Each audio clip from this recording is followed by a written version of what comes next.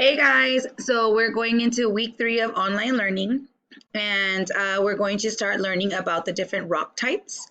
And we need to make sure that we're understanding how this rolls into assisting with the tectonic plates and how different rocks are formed based off of the different ways that the tectonic plates move. So our key points for this week are going to be the three main rock types are igneous, metamorphic, and sedimentary. The three processes that change one rock to another are crystallization, metamorphism, and erosion and sedimentation.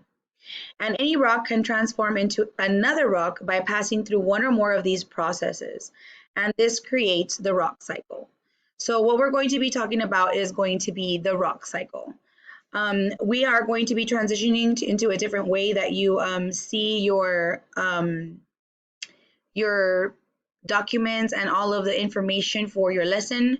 I'm going to be putting it all in one place so that way we can make sure that we're recording and grading and having all of the stuff ready for you as soon as possible. So once you log on to your assignment, it's going to say 4-6 week 3, the rock cycle, and it will have all of the information that you need. So with that being said, we're going to go ahead and start with a video explaining the rocks and how rocks work. And then from there, we'll go ahead and let you go back through the reading so that you can go and answer those questions for your exit ticket. The first screen that you're going to see is going to be your agenda when you start this quiz. And then after that, we're going to be going through what this looks like.